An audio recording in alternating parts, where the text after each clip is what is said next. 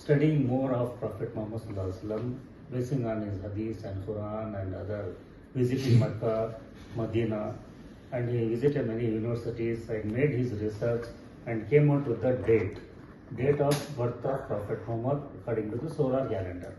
As we all know, this solar calendar, what we are using now, is a Gregorian calendar which started from 1582 onwards.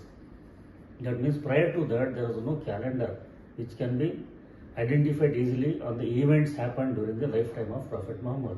Prophet Muhammad calendar started as a Hijri calendar. That is when he migrated from Mecca to Medina.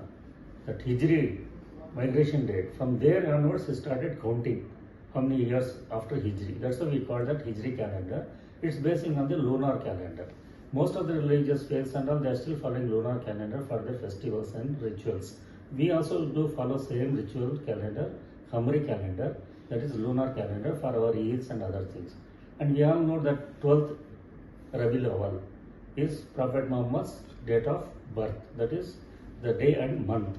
But the year was not known because only from Qabla Hijri, like before Hijri we can measure. Dr. Mazharul Amin had that curiosity to know, according to the solar date, like how commonly we recognize or identify each other's birthday, the date of birth according to solar calendar. Same way, why not to identify for Prophet Muhammad's date of birth? And he was successful in doing it because he himself formulated a calendar called Dr. Amin's calendar, and he didn't stop to that. He went behind and up to BC, from BC to again from the date of, because this calendar is a measurement. So basing on the number of days in a month, solar 365 days, 0.25, or lunar means 29 days, 28 days, 30 days, 30, that's our maximum. So according to that, he went back and designed a beautiful calendar called Eternal Calendar. So Dr. Mazharul not only stopped there, he went on doing research on the life events of Prophet Muhammad, and he started identifying because of his knowledge of calendar numerics. So Dr. Mazharul's research is a wonderful job which needs to be recognized, identified, and people should listen, understand, correlate with the events occurred in the lifetime of Prophet Muhammad and as per hadith given. So that's why I fully endorse Dr. Mazharul Amin's discovery, research, and I am coordinating his research publications. So, what do the Islamic scholars have to say about his research paper that is very contradictory to the conventional Islamic belief?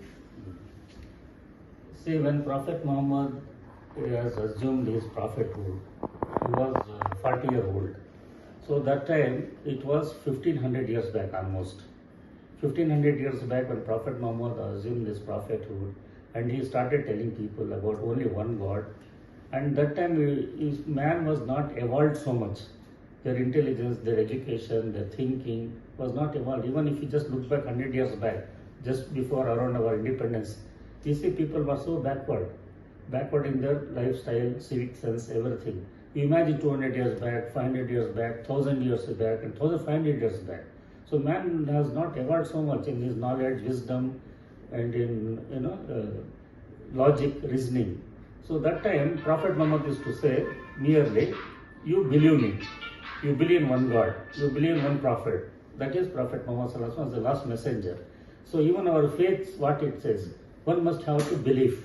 Iman Mufassil, what it says, you must believe in God, you must believe in all the angels, you must believe in the prophet, you must believe in all the books sent by God Almighty, and you have to believe in the judgment day, you have to believe in that luck, that is destiny, taqdeer. So that means believe. Why he said only believe? Because that time man was not so evolved to understand, link, logic, study, endorse, accept.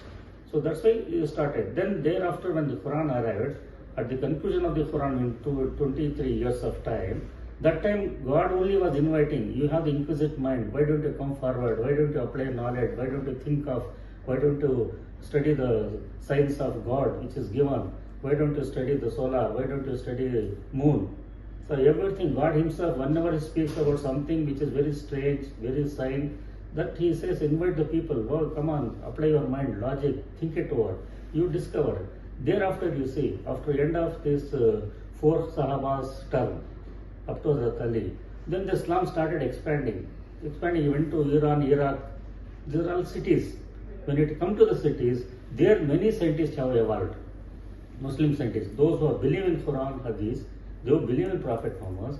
Now instead of just believing in these angels they started looking into this and they started discovering algebra, Muslims created, chemistry, Muslims created, and physicians, and even that astronomy. So many Muslim scientists, basing on this knowledge of Quran and Hadith, they became the founders of all these discoveries and inventions.